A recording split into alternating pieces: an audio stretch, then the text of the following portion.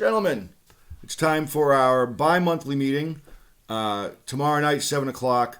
The meeting for those of us who just can't get enough. This is not the official Rifle and Pistol Committee meeting.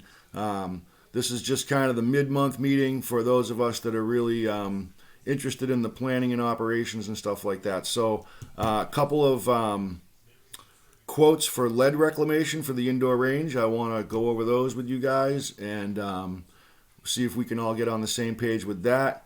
And then I want to do an airflow test in the indoor range. I know you've seen the videos.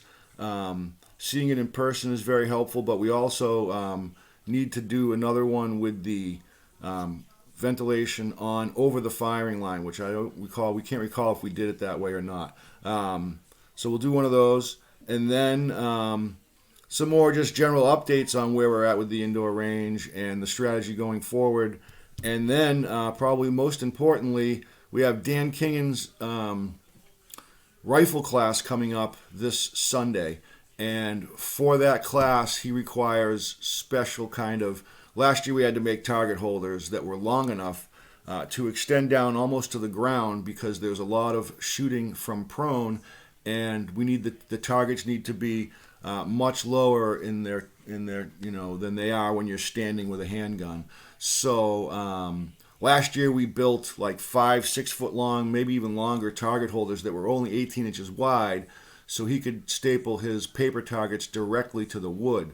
I don't know that we're going to do that exactly this year. I've ordered a bunch of, me and Jason kind of talked about it yesterday, and I ordered a couple of $100 worth of ground target holders, kind of like the black kind of H-shaped ones with the that you just put two 2x4s in, and I'm pretty sure you can adjust the width, but either way, he could tack cardboard to those and staple his targets to them, and they can be very low to the ground.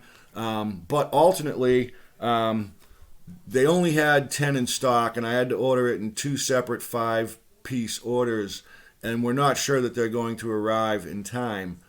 And even if they do, they won't work. So once we get them in hand, they might not be the perfect solution.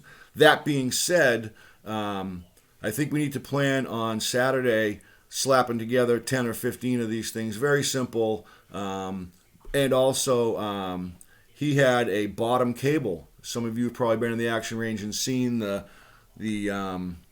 what are those things called? Turnbuckles on the edges, ends of the poles down low. That's for a bottom cable to keep the targets from kind of swinging in the wind. So we'll have to figure out something for that. I think paracord will probably work because it doesn't have to bear weight. It's only to keep things from swinging back and forth. So Thursday, 7 p.m., several subjects worthy of time and effort. And we also can start kind of thinking about 2021 as far as what our events are going to be and what we want to do. So there's that. And then, of course, a quick talk maybe about the elections. For anybody that doesn't know, Scott Grant has put his name down on the board. We also have another guy named Mark Dacey, who's a longtime committee member back in the day and still a strong ally, as well as we had Kyer Cluette write his name down for accountant. And I'm kind of kicking back and forth whether I'm going to go. It depends on if, we'll talk about it tomorrow night. So 7 o'clock, if you want to be there. We will have power. We won't be in the dark as far as we know right now. So Function Hall will be the spot. And I hope to see you guys there. It's going to be a hot and heavy last couple of months here at the club. And then going into 2021, we need to be organized and on the same page so that we can achieve some of the bigger goals that we've been talking about for a long time. The reclaim and, the indoor range renovation project are things that we need to help really get the word out on and be on the same page on so that psychologically we can win the battle. All right, so I'll see you guys at 7 o'clock tomorrow night. Thanks.